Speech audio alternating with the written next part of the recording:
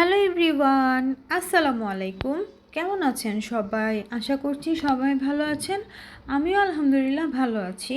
আজকে আমি আপনাদের সাথে আমার শুক্রবারের দিনের এই ব্লগটা শেয়ার করছি। শুক্রবার দিন মানেই হচ্ছে ছুটির দিন, আর এই ছুটির দিনে আমি সকাল থেকে সন্ধ্যা পর্যন্ত কি কি করেছি, কোথায় কোথায় গিয়েছি, আর কি কি রান্নাবান্না করেছি, সব কিছু নিয়ে থাকছে আজকের এই ব্লগ। আমি আশা করছি আমার আজকের এই ব্লগটি আপনাদের কাছে ভালো লাগবে। যদি ভালো লেগে থাকে প্লিজ আমার চ্যানেলটি সাবস্ক্রাইব করবেন, আর যারা ফেসবুক পেজ থেকে আমার ভিডিওটি দেখছেন প্লিজ আমার পেজটি ফলো দিয়ে দিবেন। তা আমি সকালবেলা ঘুম থেকে উঠে ফ্রেশ হয়ে চলে আসলাম রান্নাঘরে বাসার সবার জন্য নাস্তা বানাতে। তো নাস্তা বানানোর আগে আমি আমার নিজের জন্য 1 কাপ কফি বানিয়ে নিয়েছি। তারপর এখন আমি এখানে আটার ডোটা তৈরি করে নিচ্ছি। তো আজকে সকালবেলা আমি পরোটা বানাবো, সেই সাথে রুটি বানাবো।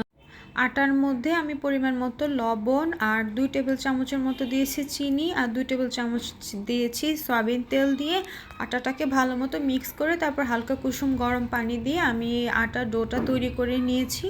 আমি সবসময় পরোটার মধ্যে অল্প করে একটু চিনি দিই, এতে করে না পরোটাটা খেতে একটু মিষ্টি মিষ্টি লাগে, খেতে অনেক ভালো লাগে। তাই আমি সবসময় আর কি পরোটা বানালে এই পরোটার মধ্যে অল্প করে একটু চিনি দিই। আমি তো অনেক সময় রুটি বানাতে গেলেও রুটির মধ্যে অল্প করে একটু চিনি দিই, আমার কাছে খেতে বেশ ভালো লাগে। আমার বাসায়ও সবাই এইভাবে করে রুটি পরোটা খেতে অনেক বেশি পছন্দ করে, তাই আমি সবসময় এভাবেই বানাই। তো এই যে এখানে আমি পরোটাগুলো বানাচ্ছি, সাথে আমি একটু কফি খেয়ে নিচ্ছি। আমি না সকালবেলা কফি না খেলে আমি একদমই না এনার্জি পাই না। আমার কাছে অনেক বেশি টায়ার্ড লাগে, ঘুম থেকে ওঠার পর দেখা যায় না মানে অনেক বেশি এনার্জি থাকে না, খুব বেশি ঘুম ঘুম লাগে, তো কাজ করতে পারি না। তাই সবসময় আমি মানে 1 কাপ কফি খাই আর পাশাপাশি আমি কাজ করি, এতে করে আমার কাজটাও করতে ভালো লাগে আর আমার বডিতে অনেক বেশি এনার্জি পায়। তা আমার এই জন্য আমি সবসময় সকালবেলা 1 কাপ কফি খাই। তা এরপরে তো কাজের ফাঁকে ফাঁকে তো খেতে থাকি, কারণ কফিটা আমার অনেক বেশি পছন্দের, তাই আমি একটু বেশিই খাই। তো এই যে এখানে আমি পরোটা যেভাবে বানানো হয় সেভাবে করে পরোটাটা বানিয়ে নিচ্ছি। রুটি বানিয়ে রুটির মাঝখানে আমি অল্প করে একটু তেল দিয়ে হাত দিয়ে ভালো মতো স্প্রেড করে উপর দিয়ে একটু আটা ছিটিয়ে দিয়ে তারপর একটু রুটিটাকে ভাঁজ করে নিচ্ছি। তো এইভাবে করে না পরোটাটা আমার খুব কমই বানানো হয়। আমি ম্যাক্সিমাম টাইম হয় কি ওই রুটির ডোটাকেই আর কি মানে একটু মোটা করে রুটির মতো বানাই ফেলি, মানে গোল করে বানাই, তারপরে সেটাকে আর কি তেল দিয়ে একটু ভেজে দিই। এভাবে চারকোনা করে পরোটা বানাতে গেলে একটু সময় বেশি লাগে। তো সকালবেলা আমার খুব তাড়াহুড়া থাকে, এত একটা সময় থাকে না মানে এইভাবে পরোটা বানানো, তাই আমি একটু ফাঁকিবাজি করে পরোটা বানাই। তো এই যে এখানে আমার রুটি পরোটাগুলো বানানো হয়ে গেছে। তো এখন আমি এটা ভেজে নিব। তো চুলাতে না আমি আগে থেকে তাওয়াটা গরম করে রেখেছিলাম, তো এখন চুলার আঁচটা মিডিয়ামে রেখে আস্তে আস্তে করে আমি পরোটাটা ভেজে নিচ্ছি। তো প্রথম পরোটাটা আমার তেমন একটা ভালো হয় নাই, কারণ চুলার হিটটা অনেক বেশি হয়ে গেছিলো, যার কারণে আমার পরোটাটা তেমন একটা ফুলে নাই। তবে কালারটা কিন্তু খুব সুন্দর হয়েছে আর খেতে কিন্তু খুব মজা হয়েছে, টেস্টের দিকে কিন্তু কোনো অংশেই কম হয়নি। তো এইভাবে করে আসলে আমি পরোটাগুলো ভেজে নিচ্ছি। তো এই যে দেখেন আমার পরোটা একটা ভাজা হয়ে গেছে। তো এইভাবে করে আমি আরেকটা পরোটাও ভেজে নিচ্ছি। তো সকালবেলা আমি পরোটা একটু খুব কমই খাই, মোস্ট অফ দ্য টাইম দেখা যায় যে হয়তো বা একটা কি দুইটা রুটি খাই, পরোটা তেমন একটা আমার খাওয়া হয় না। যে সকালবেলা আমি তেল জাতীয় খাবারটা একটু স্কিপ করি। তো বাসার আমার বাচ্চারা, আমার হাজব্যান্ড, তারা আবার পরোটা খেতে খুব পছন্দ করে, তো ওদের জন্য আর কি আমি পরোটাটা ম্যাক্সিমাম টাইম বানানো হয়। তো এই যে এখানে আমার পরোটাগুলো কিন্তু ভাজা হয়ে গেছে। তো পরোটা ভাজার পর আমি কিন্তু অফ ক্যামেরায় রুটিগুলো ভেজে নিয়েছি, সেটা দেখালাম না। তো এই যে এখানে আমি জোহাকে নাস্তা দিয়ে দিলাম। তো পরোটার সাথে আমি ওকে আগের দিনের আমার একটু গরু মাংস আলুর তরকারি ঝোল ছিল, সেইটা ওকে গরম করে নাস্তা দিয়ে দিলাম। তো ওর সাথে আমি নিজেও নাস্তা খেয়ে নিয়েছি। আমি খাওয়ার পর আমি আমার বাকি বাচ্চাদেরকেও নাস্তা খাওয়াইছি। নাস্তার পর্ব শেষ করে আমি আবারও রান্নাঘরে চলে আসছি দুপুরে রান্নার প্রিপারেশন নিতে। তো আজকে বাসায় সবার ডিমান্ড ছিল যে আজকে নাকি সবাই রোস্ট পোলাও খাবে। তো ওরা যেহেতু ডিমান্ড করেছে আমাকে তো রান্না করতেই হবে। তো আজকে আমি ব্রয়লার মুরগি দিয়ে রোস্ট রান্না করব। তাই আমি মুরগিটাকে সুন্দর মতো কেটে ধুয়ে পরিষ্কার করে 1 চা চামচের মতো লবণ দিয়ে মেখে একটা সাইডে রেখে দিলাম। তো আমি যে হাঁড়ির মধ্যে রোস্টটা রান্না করব সেই হাঁড়ির মধ্যে প্রথমে আমি একটু বেশি করে তেল দিয়ে দিয়েছি। তেলটা গরম হয়ে যাওয়ার পর আমি এখানে বেশি করে দিয়েছি পেঁয়াজ কুচি। পেঁয়াজগুলোকে আমি বেরেস্তা করে নিব। যেহেতু আজকে রোস্ট রান্না হবে, সেই সাথে পোলাও রান্না হবে, তো রোস্ট পোলাও রান্না করতে গেলে তো বেরেস্তা অবশ্যই লাগবে, তাই আমি একটু বেশি করে বেরেস্তা করে নিয়েছি। আপনারা চেষ্টা করবেন যে হাঁড়ির মধ্যে আপনারা রোস্ট রান্না করবেন সেই হাঁড়ির মধ্যে বেরেস্তাটা ভাজতে, সেই বেরেস্তা ভাজার তেলের মধ্যে মুরগিটা ভাজতে, আর সেই তেলে রোস্টটা রান্না করতে। এতে করে কিন্তু রোস্টের স্বাদটা খুব ভালো আসে। তো এখন আমি মুরগিটাকে ভালো মতো ভেজে নিব। আপনারা নিশ্চয়ই খেয়াল করেছেন আমি মুরগির মধ্যে শুধুমাত্র একটু লবণ দিয়েছি, আদা রসুন কিন্তু দেই নাই। রোস্টের মাংসের মধ্যে অনেক সময় হয় কি, অনেকে ভাজার সময় আদা রসুন দেয়। আদা রসুন দিলে না মুরগিটা অনেক বেশি পরিমাণ ছিটে, হাতের মধ্যে আপনার তেল চলে আসতে পারে, আর এতে করে তেলটাও না একদম মানে খারাপ হয়ে যায়। তো আমার কাছে সেটা একদম পছন্দ না, তাই আমি সবসময় শুধুমাত্র একটু লবণ দিয়ে রোস্টটাকে একটু হালকা করে ভেজে নিই। মনে করেন 2 থেকে 3 মিনিটের মতো একটু ভেজে নিলেই হবে। তো এই যে এখানে আমি সবগুলা মুরগি কিন্তু ভালো মতো ভেজে নিয়েছি। আশা করি দেখে বুঝতে পারছেন আমি একদমই হালকা করে মুরগিগুলো ভেজে নিয়েছি। তো মুরগি ভাজার পর দেখেন চুলার কি অবস্থা, একদম তেল ছিটে আমার চুলার অবস্থা খারাপ হয়ে গেছে। তো আমি চুলাটাকে আবার সুন্দর করে একটু পরিষ্কার করে নিয়েছি। তো এখন আমি রোস্ট রান্না করব। তো রোস্ট রান্না করার জন্য আমি এখানে পেঁয়াজ আর বাদাম দুটাকে একসাথে ব্লেন্ডারে ভালো মতো একটু পানি দিয়ে ব্লেন্ড করে নিয়েছি।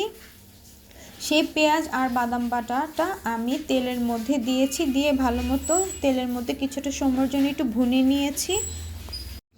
তারপর এখানে আমি কিছু আস্ত মশলা দিব। তো আস্ত মশলার মধ্যে এখানে আমি দিয়েছি এলাচি, দারুচিনি, তেজপাতা আর একটা দিয়েছি কালো এলাচ, দিয়ে আবারও সব কিছু একটু ভালো মতো নেড়েচেড়ে দিয়েছি। তারপর এখানে আমি দিয়েছি 2 টেবিল চামচ আদা বাটা, 2 টেবিল চামচ রসুন বাটা, দিয়ে আবারও সব কিছু ভালো মতো একটু নেড়েচেড়ে মিশিয়ে দিচ্ছি। ভালো মতো মিশিয়ে দেওয়া হয়ে গেলে এখানে আমি দিয়ে দিব রোস্টের মশলা। তো আমি সবসময় রাঁধুনি রেডিমিক্স রোস্টের মশলা দিয়ে রোস্টটা রান্না করি। এতে করে রোস্ট রান্নাটা আমার জন্য অনেক বেশি সহজ হয়, আর টেস্টের দিক থেকে যদি বলি খেতে অনেক বেশি মজা হয়। তাই আমি সবসময় রোস্ট রান্না করতে গেলে রোস্টের মশলাটা দিয়ে রোস্টটা রান্না করি। এত হাবিজাবি মশলা করে রোস্ট রান্না করতে অনেক বেশি সময় লাগে, তাই একদমই চটজলদিভাবে যদি আপনারা রোস্ট রান্না করতে চান তাহলে অবশ্যই আমি আপনাদেরকে বলবো এইভাবে রোস্টের মশলা দিয়ে একবার রোস্ট রান্না করে দেখবেন। টেস্টের দিকে কোনো অংশে কমতি হয় না, খেতে অনেক বেশি মজা হয়, আর একদম ঝামেলা ছাড়া রান্না করতে পারবেন। তো এখানে আমি মশলাটা দেওয়ার পর এখানে দিয়েছি লবণ আর দিয়েছি লাল মরিচের গুঁড়া, দিয়ে মশলাটা ভালো মতো কষিয়ে নিয়েছি।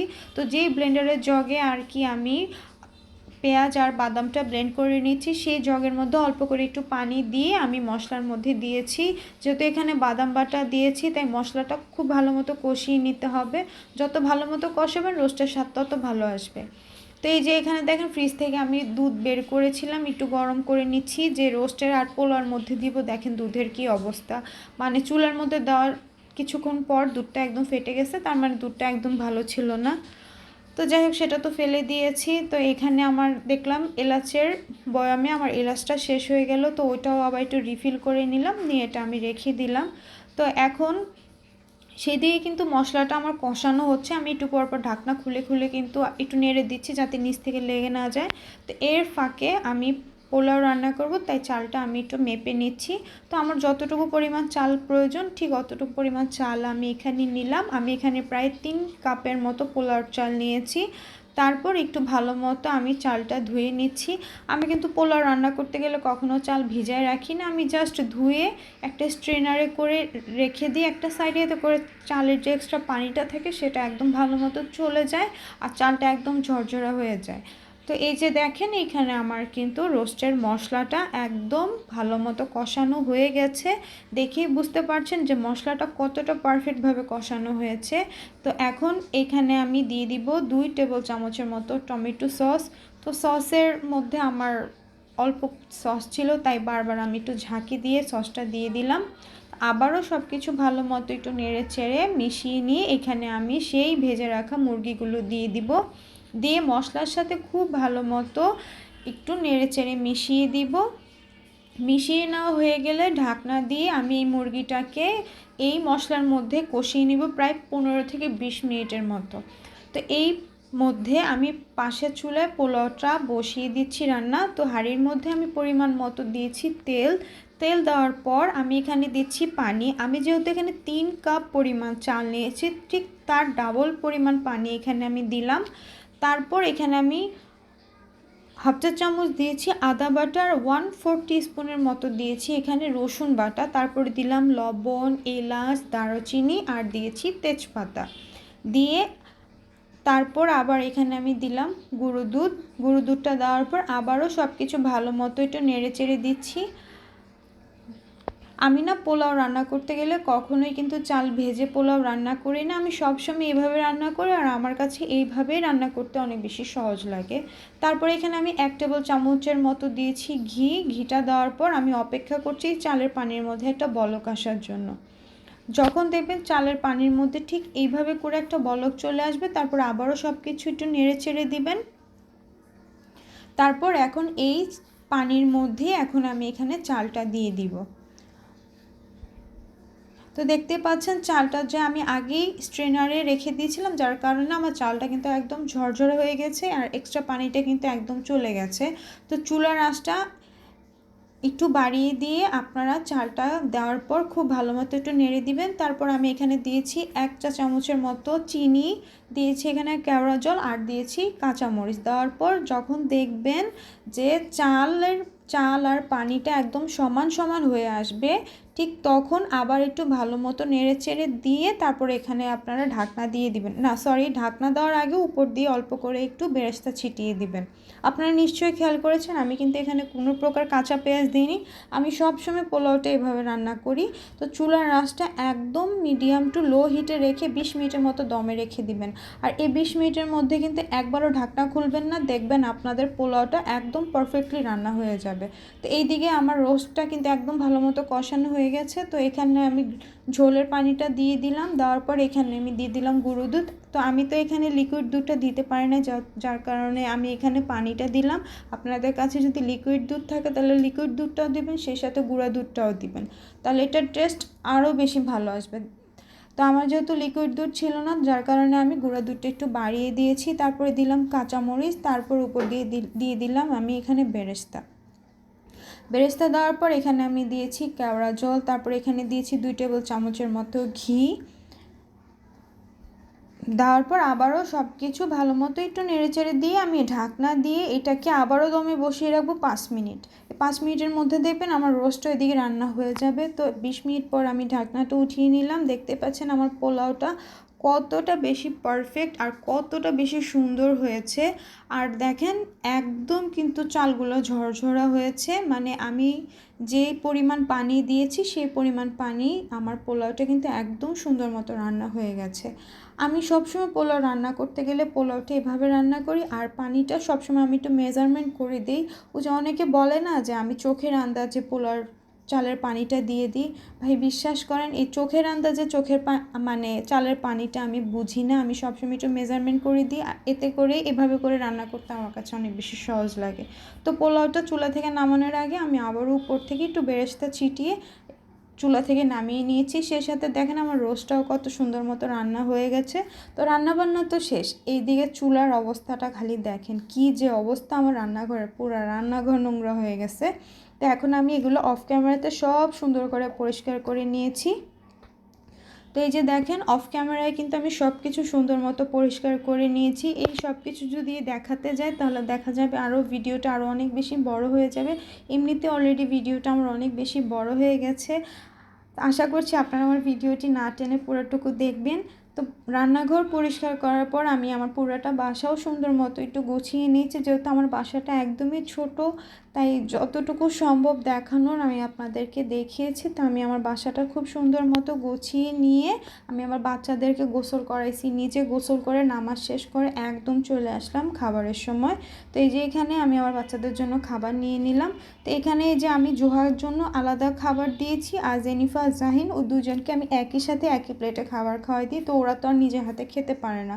তো এই যে জোহা এখানে খাচ্ছে আর বলতেছে যে আম্মু খাবারটা অনেক বেশি মজা হয়েছে। তো এই যে এখন ওদেরকে খাবার খাওয়ানো শেষ করে নিজে খেয়ে দিয়ে তারপরে আমরা বাসা থেকে বের হয়ে যাব। তো এই যে এখন আমরা বাসা থেকে সবাই বের হয়ে গিয়েছি। এখানে আছে আমার বড় বোন, আমার আম্মু, আমি আর আমার বাচ্চারা, সবাই আমরা রেডি টেডি হয়ে বাসা থেকে বের হয়ে গেলাম। তো আমরা আমাদের বাসার আশেপাশেই একটু ঘুরে ফিরে নিয়েছি। এর থেকে বেশি একটা দূরে আমরা কোথাও যাইনি, যেহেতু বাচ্চাদেরকে নিয়ে এত দূরে ট্রাভেল করাটা অনেক বেশি কষ্টের হয়ে যায়। আর এখন যেহেতু ছোট দিন, দেখা যায় যে বের হতে হতে আসরের আজান দিয়ে দেয়, তারপর আর তেমন একটা সময় থাকে না সব কিছু ঘুরে ফিরে দেখার। তো আমরা চলে আসছি এখন বনমালা রেললাইন এই এরিয়াটার মধ্যে। যারা এখানে আছেন তারা তো অবশ্যই চিনবেন এই জায়গাটা। তো আমি আপনাদেরকে এখানে একটু ঘুরে ঘুরে দেখাচ্ছি। এই রেল লাইনের সাইডে দেখেন কতগুলো স্টল আছে, এখানে কিন্তু অনেকগুলো রেস্টুরেন্ট হয়েছে। আমি চেষ্টা করেছি আপনাদেরকে একটু দেখাতে, যেহেতু আমি রিক্সার মধ্যে ছিলাম, তো ওখান থেকে যতটুকু আমার পক্ষে সম্ভব হয়েছে দেখানোর আমি দেখাইছি। তারপর আমরা ব্রিজের ওই পার হয়ে আমরা চলে গেলাম এখানে হায়দ্রাবাদ। তো এই জায়গাটা জানেন, রিক্সা দিয়ে ঘুরতে এত বেশি ভালো লাগছিল যে একদম গ্রাম্য পরিবেশ, দেখতে অনেক ভালো লাগতেছিল। তারপর ওখানে একটা রেস্টুরেন্টে বসে আমরা একটু চা খাই, যেহেতু সবাই আমরা দুপুরবেলা খাবার খেয়ে তারপরে বের হয়ে গেছি, তাই ওখানে আমরা তেমন একটা ভারী কোনো খাবার খাইনি। তো চাটা খেয়ে ওই এরিয়াটার মধ্যে আমরা কিছুটা সময়ের জন্য একটু হেঁটেছি। তো হাঁটতে হাঁটতেই দেখেন একদম কিন্তু সন্ধ্যা হয়ে গেছে, তো মাগরিবের আজানটা ঠিক সেখানেই দিয়ে দিল। তো আমরা আবার সবাই মিলে বাসা চলে আসতেছি। তো আমার আজকের এই ভিডিওটি আমি ঠিক এখানেই শেষ করে দিচ্ছি। আমি আশা করছি আমার আজকের ব্লগটি আপনাদের কাছে ভালো লেগেছে। যদি ভালো লেগে থাকে প্লিজ আমার চ্যানেলটি সাবস্ক্রাইব করবেন, আর যারা ফেসবুক পেজ থেকে দেখছেন প্লিজ আমার পেজটি ফলো দিয়ে দিবেন। সবাই ভালো থাকবেন, সুস্থ থাকবেন, আল্লাহ হাফেজ।